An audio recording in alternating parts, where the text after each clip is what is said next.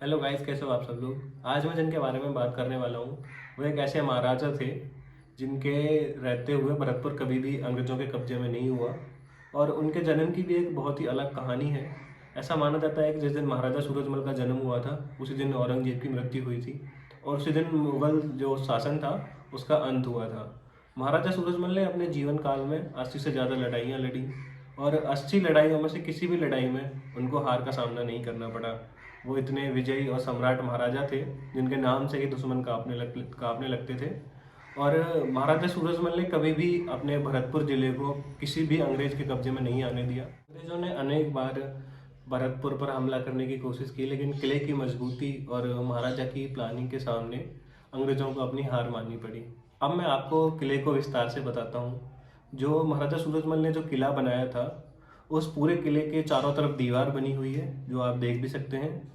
और दीवार के जस्ट बाहर ही एक नदी बनी हुई है जो चारों तरफ पानी से घिरा हुआ है। और दीवार इतनी ऊंची है कि उस पर चढ़ पाना नामुमकिन जैसा ही है। और दीवार की जो मोटाई है वो बहुत ज़्यादा है, जिसकी वजह से अंग्रेज जब भी उस पर चढ़ने की या तोप के द्वारा हमला करने की कोशिश करते थे तो हमेशा नाकामयाब रह जाते थे। अंग्रेज़ों ने कई बार उस पर तोप चलाई, लेकिन उनके तोप के जो गोले होते थे वो दीवारों में ही अटक कर रह जाते थे और वो कभी भी किले तक नहीं पहुंच पाए, जिसके कारण अंग्रेज़ों को कई बार मुंह की खानी पड़ी। अंग्रेज़ों ने एक बार अपनी सेना भेजी थी। सेना ने नदी को पार करके उस पर किले के ऊपर चढ़ने की कोशिश की, लेकिन जैसे ही सेना किले के ऊपर चढ़ने के लिए नदी क्रॉस करती और उसके बाद दीवार पर चढ़ती थी तो वहाँ पर महाराजा की प्लानिंग थी और उसी के अनुसार कुछ सैनिक रहते थे जो उनको ऊपर चढ़ते ही वहीं से वहीं मार देते थे, जिसकी वजह से अंग्रेज कभी उस किले के अंदर दाखिल नहीं हो पाए। अंग्रेजों ने बहुत प्रयास किया लेकिन उनके सारे प्रयास विफल रहे। भारत में अंग्रेजों का शासन था उस समय पर भरतपुर इकलौता ऐसा शहर था जो अंग्रेजों के शासन के अधीन नहीं रहा। अंग्रेजों के अनेकों प्रयासों के बाद भी महाराजा की समझदारी और किले की मजबूती के कारण अंग्रेज कभी भी किले के अंदर प्रवेश नहीं कर पाए और भरतपुर में कभी भी अंग्रेजों का शासन नहीं हुआ। अब मैं आपको इसी किले में बने हुए एक महल को दिखाता हूँ जिसका नाम है किशोरी महल। आइए महल के अंदर चलते हैं। अब आप जैसे ही इस महल के अंदर आओगे आपको महल के जस्ट बाहर ही महाराजा सूरजमल की प्रतिमा बनी हुई दिखाई देगी जो कि काफ़ी विशाल है।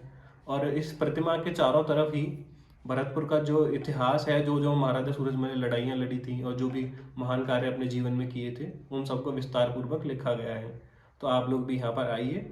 आने के लिए आपको भरतपुर आना पड़ेगा। वहाँ से किले के लिए आप एक ऑटो लेंगे जो आपको 10 या 20 रुपये लेके और किले तक छोड़ देगा। किले पर आने के बाद में आप किशोरी महल में आइए, महाराजा सूरजमल के दर्शन करिए और उनका पूरा इतिहास जानिए। इसके अलावा भी अगर आप भरतपुर में घूमना चाहते हैं तो आप महाराजा का एक संग्रहालय बना हुआ है जहाँ पर महाराजा से जुड़ी हुई सारी वस्तुएं रखी हुई हैं। आप जाकर उनको भी देख सकते हैं और वहाँ पर भी घूम सकते हैं।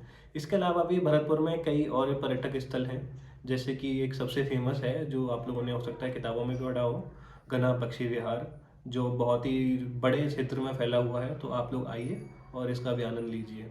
धन्यवाद। आपको हमारी वीडियो कैसी लगी कमेंट करके ज़रूर बताना।